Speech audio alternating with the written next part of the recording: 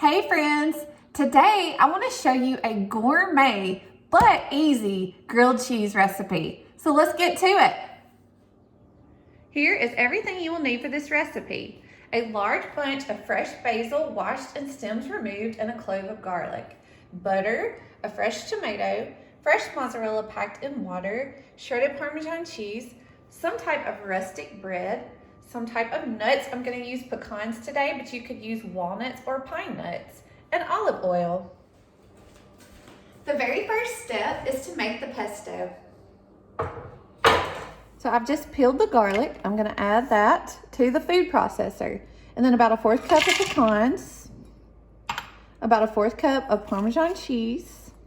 And I'm going to go ahead and give that a little pulse before I add the basil leaves, just to start grinding it up. Okay, now let's add the basil leaves.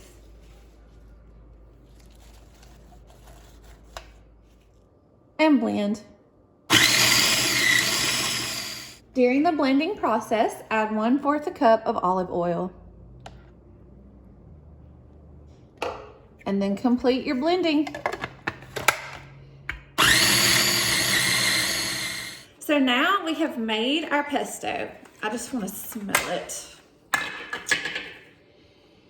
Oh, it smells so good. And it's ready. It's fully blended. All the larger pieces are blended up. It's a pesto paste now. Let's set it to the side and we'll be ready for it momentarily. Now it's time to do some chopping. So let's grab our butter. Let's cut about 2 tablespoons of butter and put it into a small bowl, and we're going to stick that in the microwave and melt it in just a moment. And I actually decided I'm going to do something a little extra with my melted butter. I'm going to add just a tiny bit of lemon juice, just for some added flavor for my melted butter. Let's stick that in the microwave for about 30 seconds to melt. Next, let's thinly slice our fresh mozzarella cheese.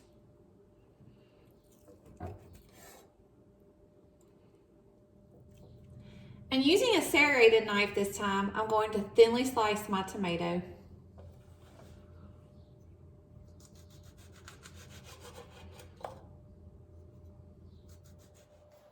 And it's time to assemble the sandwiches.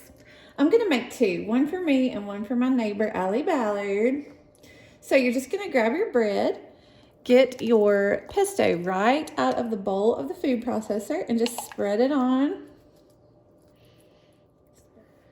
Now grab your fresh mozzarella and put some on the bread.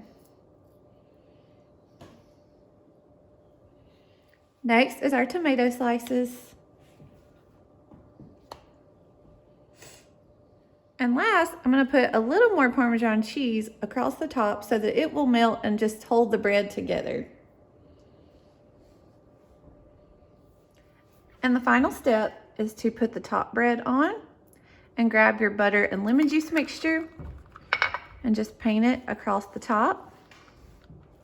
And then we'll turn it over and do it on the other side, and it will be ready to grill. So now it's time to grill our sandwiches. So I have this flat pan on medium-high heat. And if you have a panini press, you could totally do it in a panini press. One time I saw Giada De Laurentiis do this, and I thought it was a great idea. I've got this cast iron skillet on kind of low heat, and I'm just gonna put the sandwiches on the flat pan. Ooh, sizzle, sizzle. And then, to press it down, I'm going to take the cast iron skillet and hold it on the top and just let it grill and melt. To make sure that it doesn't burn, turn the heat down to low and let it. All right, let's give it a little flip just to make sure that it gets beautiful golden brown on both sides.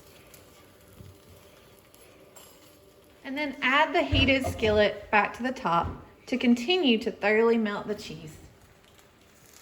Y'all, this is smelling so good. Okay, once it starts to sizzle like this and you see that cheese melting, let's remove the skillet from the top, and it's done. Okay, let's take it off the pan. It smells so good. Oh, look at that cheese. Perfect. Yes, I cannot wait to eat this.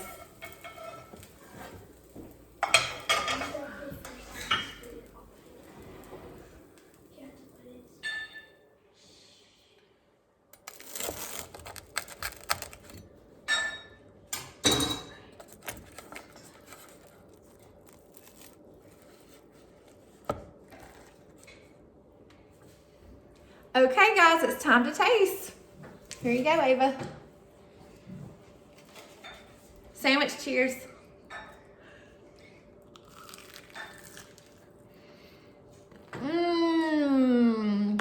So yummy. The pesto and the cheese and then the buttery crust. Ooh, very good. Try this soon. My neighbor, Allie, is not feeling great today, so I'm gonna take her lunch.